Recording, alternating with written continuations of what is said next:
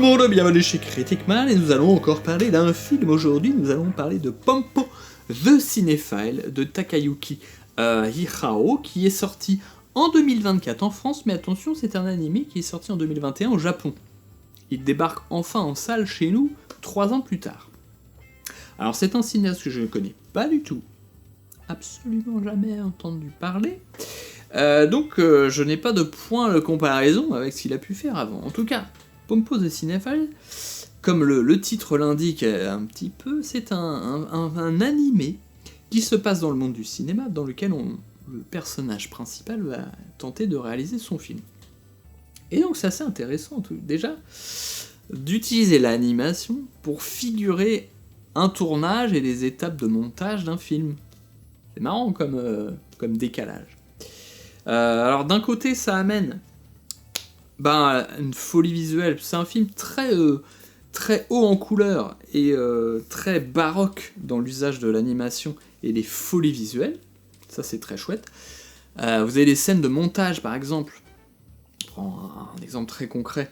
Où on voit de la pellicule et le gars, il va la couper avec son sabre pour montrer qu'il est en train de faire le montage. Donc ça, c'est assez stylé. Pour ceux qui apprécient en tout cas cette exubérance. Et en même temps, vous avez des moments plus triviaux où on le voit excité à faire son montage, à cliquer comme un malade sur sa souris, sur son clavier, où là ça fait un peu plus... comment dire, ouais, ce côté trivial et en même temps ultra hystérique, ça fait un peu dégueu. Enfin, quelqu'un qui, devant un ordinateur, c'est pas très cinéphilique. C'est pas très esthétique. Donc on a un peu les deux pièces, les deux facettes, quoi. Et j'ai l'impression que le film, il est un petit peu sur ces deux facettes, justement.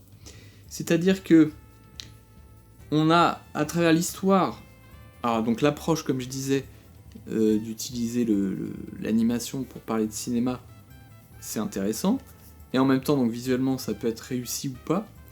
Et puis sur son histoire et les différents personnages, vous avez le personnage central du garçon introverti qui va être, à travers Pompo, aidé à peut-être s'émanciper, voilà, se sortir les doigts.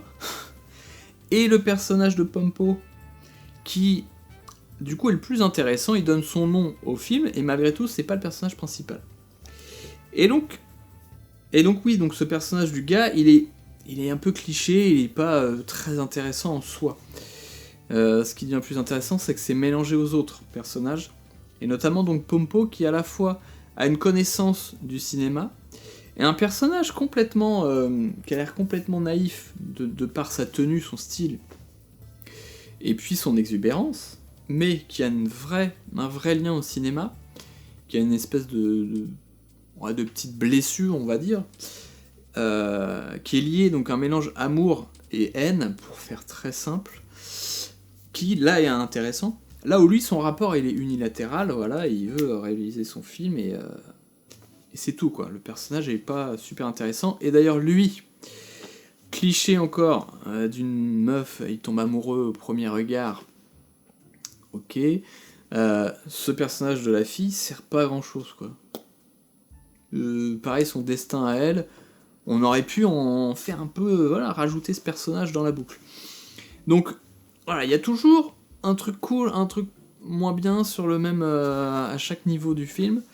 Donc c'est intéressant, c'est une œuvre intéressante. Folie visuelle, il y a un rythme, des bonnes idées visuelles. L'intrigue est plutôt bien ficelée, on est pris, voilà, même si c'est des ficelles un peu déjà utilisées. Les bonnes ficelles déjà utilisées, elles marchent toujours, vous voyez.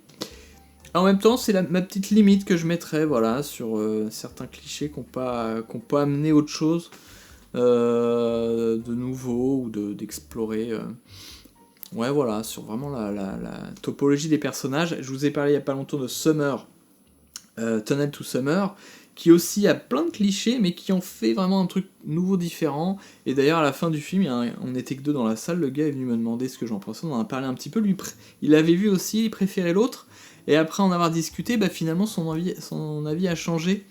Mais en tout cas, je trouve que ça faisait, à travers Pompo, ça faisait ressortir le fait que là, je trouve que, même si c'est un peu foufou, finalement c'est une facture plus classique, c'est plus ce qu'on attend d'un animé. Là où Tunnel to Summer, je trouvais quelque part plus adulte. En tout cas, voilà, ça sera un 3 étoiles pour Pompo. C'est une curiosité qui peut être intéressante à voir, mais voilà, avec certaines limites qui font que je lui mets pas plus. Et nous, on se retrouve bientôt pour parler d'autre chose. Bisous.